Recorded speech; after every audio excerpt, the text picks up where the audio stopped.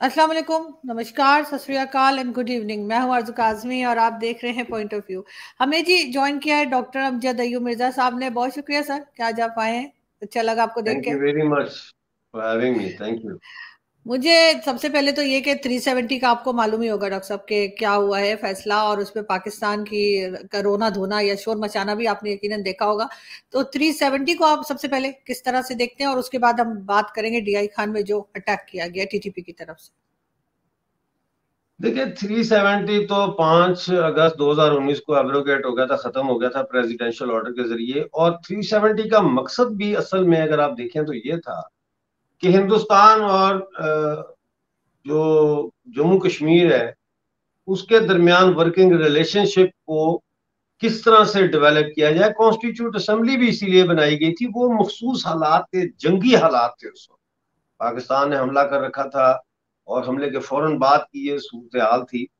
तो ये उस वक्त भी यही इसमें कहा गया था कि ये एक आर्जी जो है टेम्परेरी अरेंजमेंट है, आर्जी अरेंजमेंट है और इसको खत्म किया जा सकता है।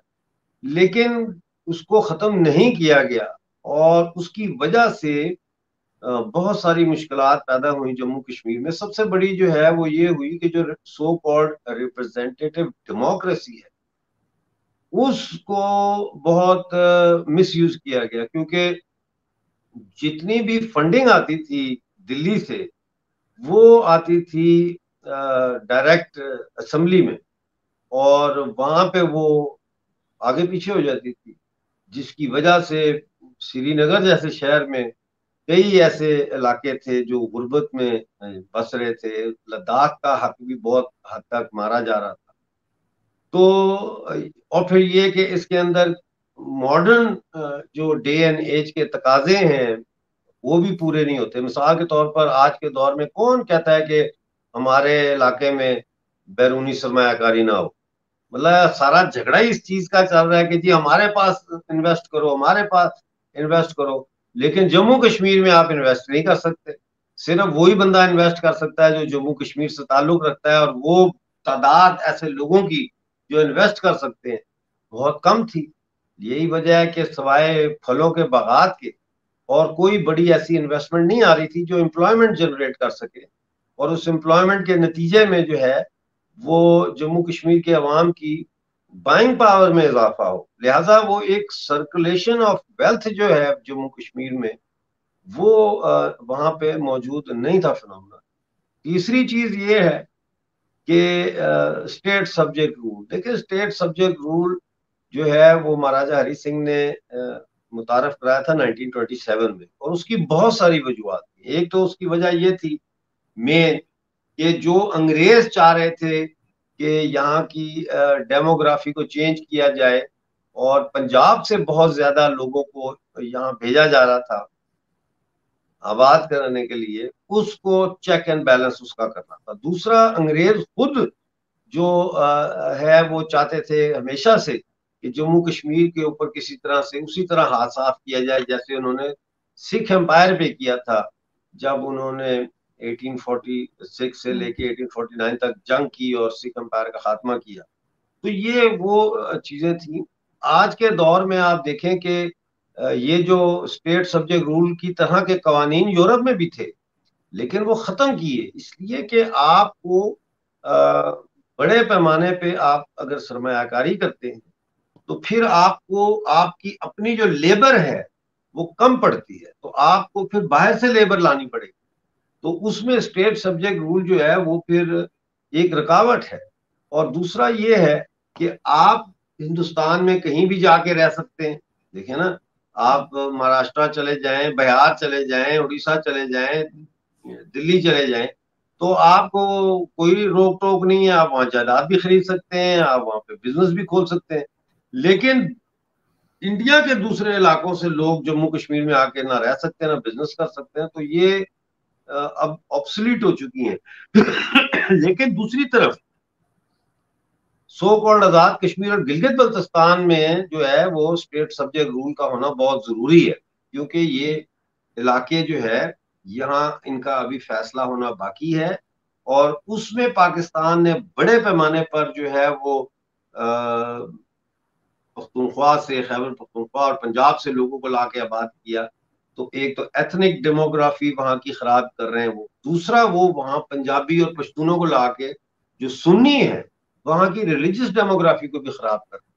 तो ये दोनों एक अलग चीजें हैं और उनको अलग करके देखना चाहिए। जी बिल्कुल, लेकिन पाकिस्तान इसके ऊपर यकीनन शोर मचा रहा है, और कल बात भी की गई थी, परसों से, बल्कि 2 दिन से वो कह रहे हैं हम यूनाइटेड नेशन में जाएंगे, हम इसको, इस फैसले को नहीं मानेंगे, और कई तरह की बातें की जा रही हैं। ये भी कहा जा रहा है कि पाकिस्तान, हिंदुस्तान जो है वो ये गलत कर रहा है। आपके ख्याल से पाकिस्तान कुछ कर पाएगा?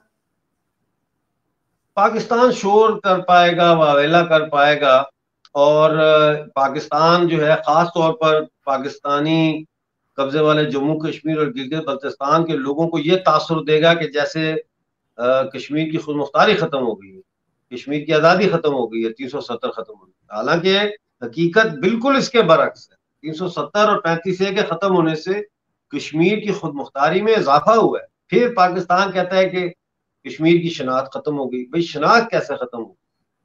जम्मू कश्मीर का नाम तो तब्दील नहीं किया, कश्मीरी तो कश्मीरी है, वो वहां रह रहे हैं, उनकी शनाख्त है, उनकी जुबान है, बल्कि कई जुबानें जो है वो 370 खत्म होने के बाद उनको सरकारी जुबान का दर्जा दिया गया है, जो लोकल इंडिजिनस लैंग्वेज है। दूसरी तरफ पाकिस्तानी ऑक्युपाइड जम्मू कश्मीर में उन्होंने पहाड़ी, गोजरी, ये जुबानें जो थी इनको बिल्कुल खत्म कर दिया है। और अब तो जो लिस्ट होती है सेंसस की, यानी मरदमशुमारी की, उसमें से तो इन्होंने हमें हमारा खाना ही निकाल दिया है, हमें पाकिस्तान के खाने में डाल दिया है।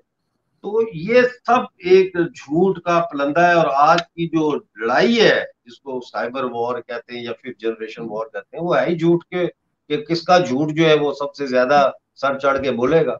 जी बिल्कुल ऐसा ही है, लेकिन बहरहाल काफी हंगामा रहा यहाँ पर, और हम्म, टीवी चैनल्स पे भी। लेकिन सर, एक अटैक हुआ डीआई खान में, और वो टीटीपी की तरफ से फोर्सेस जो है उनका भी नुकसान हुआ, दूसरी तरफ भी बताया जा रहा है 26 लोगों को मार गिराया गया। आखिर ये कंट्रोल क्यों नहीं कर पा रहे? क्या ये अब जो अफगान महाजरीन को वापस भेजा जा रहा है, रेफ्यूजीज को, क्या ये उसका रिएक्शन है अफगानिस्तान की तरफ से? देखिए ये तो मैं नहीं वसूख से कह सकता कि किस चीज का ये रिएक्शन है। क्या सराहियां की जा सकती हैं, हम्म। लेकिन ये कोई ऐसा नहीं है कि मुझे अफसोस हुआ है। मैं आपको हकीकत बताऊं, क्योंकि हम्म। मरने वाले जो है, चाहे वो दहशतगर्द जिनको आप लोग कहते हैं वो हो, या पाकिस्तानी फौज के हों, ये गरीब तबके से इनका ताल्लुक। हम्म। और ये फौज में जो भर्ती होते हैं, ये इसलिए भर्ती होते हैं कि पक्की नौकरी होगी, तनख्वाह मिलेगी टाइम पे, 2 वक्त का खाना मिलेगा, वर्दी मिलेगी, कंबल मिलेगा, रहने को जगह मिलेगी। हम्म। तो ये बेसिकली पाकिस्तान आर्मी में जो गरीब तबका है वो इकोनॉमिक सिक्योरिटी के पहलू से जाता है।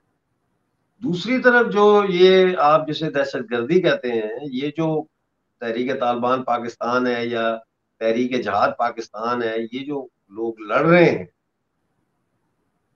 इसको रोकने का सवाए इसके और कोई तरीका नहीं है कि उनके साथ मुज़ाकरात आपको करने पड़ेंगे, किसी न किसी स्टेज पे आपको उनके साथ बैठना पड़ेगा, और अफगान अफगान गवर्नमेंट के साथ बैठना पड़ेगा, तालिबान के साथ, और आपको रीनिगोशिएट करना पड़ेगा टर्म्स ऑफ एंगेजमेंट और terms of diplomatic relationships between Afghanistan and Pakistan. और मैं समझता हूं कि, लेकिन वो होगा नहीं, वो होगा नहीं। वो इसलिए नहीं होगा कि पाकिस्तान के जो फौजी जो इंटरेस्ट्स हैं और जो फॉरेन पॉलिसी के जो अहदाफ हैं, वो मुतसाद हैं तालिबान के साथ। तालिबान कोई लेजिटिमेट गवर्नमेंट नहीं है, तालिबान एक काबिज हुकूमत है, तालिबान ने कब्जा किया है, और उस कब्जे में अमेरिका ने उनको फैसिलिटेट किया है। ये बात आपको ज़हन में रखनी चाहिए कि दोहा में जब मुज़ाकरात हो रहे थे 2020 में, 21 में, उन मुज़ाकरात का मकसद ये नहीं था कि अफगानिस्तान में अमन बहाल किया जाए, दहशतगर्दी खत्म की जाए। आज ये समझ आती है बात कि दोहा मुज़ाकरात बुनियादी तौर पर ट्रांसफर ऑफ पावर के हवाले से मुज़ाकरात थे, कि भाई अमरीकियों के ऊपर हमले ना करें, और फिर हम आहिस्ता से निकलते हैं, और फिर वो निकले।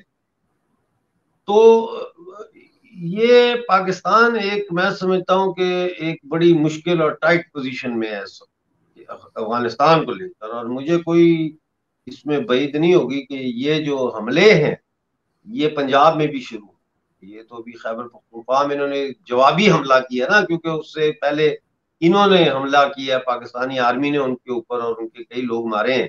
तो फिर ये जवाबी हमला हुआ है, और इस हमले के अंदर जो फदाईन है ये जेन में रखें, वो जो लोगों ने, जिसने ट्रक लेके जो आया है और जिसने दीवार में ट्रक मारा है, वो कोई आम मतलब है कि शादौले का चूहे टाइप का कोई बीमार आदमी नहीं है, वो लीडर था।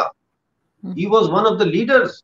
इसी तरह जो 3 लोग अंदर गए हैं थाने के और उन्होंने फायरिंग की है 12 घंटे तक, वो भी तहरीक जहाद पाकिस्तान के लीडरशिप में उनका शुमार होता है। लीडर्स गए हैं वहां, उन्होंने फाइट की है, और फिर बैकअप उनको जो है उनके मगर पीठ में लगाई। सर बहुत से ऐसे डिफेंस एनालिस्ट हैं इंडिया से जो ये कहते हैं कि इनका इलाज सिर्फ यही है कि इनको जहां पे मिले या जिस तरह से हो इनका खात्मा किया जाए, इनको मारा जाए। बैठ के बात करने वाले हालत में ये लोग नहीं है कि इनके साथ क्या मुज़ाकरात करें। ये तो बनाए भी खैर देखे ना, फिर पाकिस्तानी खुद आप ही थे। अगर मुजाकरात नहीं करना चाहते तो come to the point, come straight to the point, then give up Khyber Pakhtunkhwa, Afghanistan के हवाले कर दे, नहीं खत्म नहीं सर, होगी बात। क्यों खामखा सर, क्यों हवाले कर दें? क्यों पहले भी तो उन्होंने ऑपरेशन नहीं किए थे? ऑपरेशन रद्दुल फसाद और कई दूसरे खाम ऑपरेशंस खा किए नहीं, थे। खाम खा नहीं, खाम खा नहीं। ये तो है, बुनियादी तौर पर तो खैबर पख्तूनख्वा सारे का सारा अफगानिस्तान का हिस्सा है ना, ड्यूरेंट लाइन जो है और ये सारा। ये तो 1893 में फैसला हुआ था, 100 साल का, वो तो 1993 में खत्म हो गया। यही तो झगड़ा है। देखिए ना खैबर पख्तूनख्वा के लोग मानते हैं ड्यूरेंट लाइन को, ना अफगानिस्तान के लोग ड्यूरेंट लाइन को मानते हैं। आप बैठ के निगोशिएट करें, बॉर्डर आगे पीछे कर लें, ये सारे इलाके उधर दे दें, ट्रबल निकाले। आपको क्या सर फायदा है आपको खैबर लगता पख्तूनख्वा? है कि यहाँ वाले लोग, नहीं क्यों नहीं है सर, आपको लगता है कि यहाँ पे जो लोग रहते हैं पाकिस्तान के साथ इस वक्त, वो वहां की जो इस वक्त जंगली किस्म की गवर्नमेंट है, जो लड़कियों की पढ़ाई को मना करती है, तरह तरह की पाबंदियां कोड़े मारती है, क्या ये वहां जाना पसंद करेंगे? इस वक्त जो रेफ्यूजीज निकाले जा रहे हैं अफगानिस्तान के, वो यहीं पैदा हुए हैं और वो नहीं चाहते वहां के माहौल में रहना, तो सिर्फ हाँ इसलिए नहीं, कि वो नहीं उनको मान नहीं रहे जाने तो। देना चाहिए, उनको नहीं भेजना चाहिए। लेकिन आप मुझे बताए ना हल, आप चलो आप मुझे बता देना कि इसका क्या हल है। ना आप बात करनी है, ना आप उनको खत्म कर सकते हैं मार मार के, ना आप KPK देना चाहते हैं। तालिबान जब आई तो आपने कहा कि जी अफगानियों ने गुलामी की जंजीरें तोड़ दी, और आपके जो DGI SI है उनकी दौड़ें लगी हुई थी कि जनाब यहाँ पे काबुल में हुकूमत बनाई जाए और सारा कुछ किया जाए। मतलब आप खुद तो पहले, वो कहते हैं ना ऊंट रे ऊंट तेरी कौन सी कल सीधी, पहले आप अपना ऊंट तो सीधा करें ना, कि सही, आप बिल्कुल। वो सही आप करें। नहीं तो ये बिल्कुल। आप इसको नहीं खत्म कर सकते, नहीं बिल्कुल खत्म सर, कर ऐसा ही है। खैर सर, ये तो आप जानते हैं कि इन्होंने गलती की थी और अब इनके गले पड़ गई है वो सकते। गलती। गलती नहीं की, इन्होंने जुर्म किया है। गलती हम्म। तो वो होती है कि चलो आपके हाथ से गिलास गिर के टूट गया, चलो आपकी गलती है। हम्म। आप गिलास उठा के किसी के सर पे मारे तो वो जुर्म बन जाता है, ये जुर्म है। इन्होंने जुर्म बिल्कुल। किया, ये मुजरिम है। और मैं ज्यादा नाम वाम नहीं लेना चाहता आपके शो में, लेकिन हकीकत ये है हम्म। कि ये मुजरिम है, और फैसला करना पड़ेगा पाकिस्तान की आवाम को, खास तौर पर पंजाब के लोगों को, कि हम्म। उन्होंने किस किस्म का सिलसिला बनाना है। अब देखें ना, आपके पास चॉइस ही नहीं है। इमरान खान है, या नवाज शरीफ है, या अब आपने बिलावल जैसे पपट शो होता है, ऐसे अब आपने बिलावल को भी सामने कर दिया है। चॉइस ही नहीं है। अवाम ने अपने अंदर से लीडरशिप ही पैदा नहीं की। वो लीडरशिप हम्म। पैदा करें ना, जो इनका मुकाबला करें। जरा बात तो, होती है तो कहते हैं पाक फौज जिंदाबाद, दिफाए नजरिया पाकिस्तान जिंदाबाद। तो सर अभी लेकिन आपको इलेक्शन से क्या उम्मीद लग रही है? इलेक्शन टाइम पे हो जाएंगे, और अगर हो गए तो क्या हो फिर नवाज जाएंगे शरीफ आ टाइम रहे हैं? पे। हाँ मुझे लगता है हो जाएंगे टाइम पे, और नवाज शरीफ को का चांस मुझे ज्यादा लग रहा है कि नवाज शरीफ साहब को ये लाएंगे एज प्राइम मिनिस्टर, और इंडिया के साथ ये अपने ताल्लुकात बेहतर करेंगे। और तो इंडिया तो इस सर कहेगा दौरान, पहले टेररिज्म रोको और नहीं नहीं, फिर वो रुक होगा। जाएगा उस वही, ये इन्हीं चीजों पे ताल्लुकात बेहतर होंगे ना ये। और ये मुझे लगता अननोन है कि फिर, गनमैन सर, अननोन गनमैन जो चल रहा है वो वही है। जी ये खुद ही सफाई कर रहे हैं। अननोन गनमैन जो निकलता है और मार देता है टेररिस्ट, कई यहाँ पे मारे गए हैं, तो क्या ये खुद ही कर रहे हैं या भारत से कोई आके करके जा रहा है? बकौल नहीं, हामिद भारत से मीर कोई नहीं के कर रहा। भारत करवा रहा है। भारत के पास, भारत ने वो उस किस्म का जो है ऑपरेशनल विंग कायम नहीं किया जिस तरह का मोसाद ने किया या आईएसआई ने किया। तो मैं अब नहीं समझता भारत कर रहा है। इसके बहुत सारे पहलू हैं। एक तो ये है कि पुरानी लीडरशिप को हटाओ रास्ते से, कि ये हमारे रास्ते में, अब जहां जाते हैं इनकी फोटो दिखा देते हैं कि ये देखो जी दहशतगर्द तुम्हारे पास रह रहा है। तो अननोन नए दहशतगर्द जो है उनको क्यादत दी जाए, इनको हटाया जाए रास्ते से। एक तो ये भी हो सकता है। दूसरा, इनकी इंटरनल फाइट्स बहुत ज्यादा है। अंदरूनी तौर पर ये इनकी लड़ाइयां हैं और सारे मुसल्ह हैं, इन सारे ग्रुप्स मरने की, मारने को तैयार हैं। इन ग्रुप्स को ये कह है रहे हैं आप? जी। ये जो टेररिस्ट ग्रुप्स हैं इनको आप कह रहे हैं कि आपस में लड़ रहे हैं? हाँ जी जी अच्छा जी। अच्छा। टेररिस्ट सही। ग्रुप के अंदर लड़ाई है, ग्रुप्स आपस में नहीं लड़ रहे। जैसे हाँ तहरीक तालिबान पाकिस्तान के अंदर जो है वो लड़ाई है, तो वो कहते हैं हटाओ इस मुल्ला को, और इस तरह का भी हाँ चक्कर। ये चक्कर ज्यादा लग रहा है। बिल्कुल। लेकिन सर क्या नई गवर्नमेंट आने के बाद इकोनॉमी भी ठीक हो पाएगी? नवाज शरीफ क्योंकि बिजनेस बेहतर हो कम्युनिटी जाएगी। से हैं, बेहतर हो जाएगी। हाँ जी, लेकिन मुझे लग रहा है सोच कि बदली है, जी, सोच बदली है क्या इस्टेब्लिशमेंट की? इस्टेब्लिशमेंट की भी सोच बदली है। बादल ना ख्वास्ता उनको बदलनी पड़ेगी। लेकिन मैं समझता हूँ कि नवाज शरीफ का जो पिछला बयान आया जिसमें उनका हमसाया ममालिक के साथ, भारत के साथ खास तौर पर उन्होंने नाम लिया हम्म। अफगानिस्तान भारत का, कि ताल्लुकात हम अच्छे रखना चाहते हैं। तो मुझे लगता है कि मसला कश्मीर की तरफ भी पेशरफ्त होने जा रही है। उधर मोदी जी का भी इलेक्शन आ रहा है 2024 में। तो ये दोनों इलेक्शन गुजरने के बाद जो है वो मैं समझता हूँ कि अगर नवाज शरीफ समझदारी के साथ काम करे और पाकिस्तान आर्मी जो है इंटरफेयर ना करे, कम अज कम इकोनॉमिक पॉलिसीज और अफेयर्स में, तो मैं समझता हूँ पाकिस्तान के हालात सिर्फ इसलिए मैं समझता हूँ कि बेहतर हो सकते हैं कि अगर वो हिंदुस्तान के साथ जो है वो अमन कायम करें और दोस्ती बनाए। उसकी पहली जाहिर है कंडीशन वही है जिसका आपने भी तस्करा किया कि दहशतगर्दी खत्म करें। तो मेरा ख्याल है ये खत्म इस ये कम हो जाएगी बहुत ज्यादा। क्योंकि ये जो बहुत टेररिस्ट मारे जा रहे हैं, एक करके जो टारगेट किलिंग हो रही है, ये भी हो सकता है उसी प्लान का हिस्सा हो, जिसमें कहा जा रहा है कि मैं कुछ टेररिज्म नहीं कर खत्म सकता, करें। मैं इस नहीं बारे में लगता कुछ नहीं, आपको? सही। मैं मगर कुछ नहीं सर, कर सकता जी। मगर सर लास्ट में यही पूछना चाहूंगी कि क्या भारत बात करेगा पाकिस्तान से? इसलिए कि मोदी करेगा। जी अकेले तो नहीं है ना, उनकी पूरी कैबिनेट है, उनकी तो बड़ी स्ट्रांग कैबिनेट इनफैक्ट होती है, पाकिस्तान जैसी नहीं होती। तो क्या वो पिछली सारी बातें भूल जाएंगे? मुंबई अटैक और क्या क्या हुआ था, पुलवामा, नहीं, वो उड़ी। बातें भूलने वाली नहीं है। जाहिर है जब बैठेंगे बात करने के लिए तो ये चीजें सामने आएंगी। और लेकिन मैं ये नहीं समझता कि भारत नहीं चाहता कि पाकिस्तान के साथ ताल्लुकात बेहतर हो। भारत ने हमेशा पाकिस्तान के साथ ताल्लुकात बेहतर करने की कोशिश की है। और इतने हमले होने के बावजूद, यानी दहशतगर्द भेजने के बावजूद भी, भारत ने कोई जमीनी उस तरह का हमला नहीं किया जिस तरह का हमास के ऊपर इसराइल ने हम्म। किया है। वरना भारत कर सकता है। 2 घंटे का रास्ता है सिर्फ मीरपुर तक पहुंचने का। तो वो कोई आसान ना, उन्होंने कभी उस तरह से कोई की है, साजिश की है, या कोई सरकार पीओजे की गिराई हो, या आज तक उन्होंने पाकिस्तान के अंदर कोई सरकारें गिराने के लिए कोई मैनिपुलेशन की हो, ऐसा नहीं हम्म। हुआ। तो भारत तो जाहिर है ये इतना बड़ा मुल्क है, वो तो चाहता है कि चारों तरफ हमारे लोगों के साथ ताल्लुकात ठीक हो। वो तो ये नहीं है, बल्कि ये जो G20 में India middle east economic corridor का हम्म। इन्होंने कोशिश की थी, तो वो भी बुरी तरह से सैबोटाज हुआ है। लेकिन इंडिया ने उसके ऊपर कोई रिएक्शन नहीं दिया, खामोश हो गया, चुप है, अपना काम कर रहे हैं। हिंदुस्तान रिटेलिएट नहीं करता उस तरह से, बिल्कुल यू नो। सही। जी, लेकिन कहीं ना कहीं हालात ठीक होने चाहिए ताकि हम भी आपको देखें, मेरा ख्याल है हो कश्मीर में भी जाएंगे हम हालात आपको ठीक। देखें। हम हाँ, देखें जब हालात तक आप ठीक हो कश्मीर में जाएंगे। आए, इंशाल्लाह। हालात मुझे लगता है कि इलेक्शन, फरवरी के इलेक्शन और उसके बाद इंडिया में जो इलेक्शन होने जा रहे हैं, उसके बाद मुझे लगता है इंडिया और पाकिस्तान के हालात ठीक हो जाएंगे। और उसमें मुझे ये भी लगता है कि बलोचिस्तान को भी नवाज शरीफ अगर आते हैं तो बेहतर तरीके से हैंडल किया जा सकेगा। और अ, हो सकता है बलूचिस्तान को फुल ऑटोनॉमी दी जाए under the federation of Pakistan, ऐसा भी मुमकिन है। लेकिन ये बहुत कॉम्प्लिकेटेड मसाइल हैं ये नहीं है कि ओवरनाइट हल हो जाएंगे, लेकिन इसके बिल्कुल। अंदर ये है कि आर्मी को सिविलियन गवर्नमेंट के बिल्कुल ताबे रहना पड़ेगा। जी।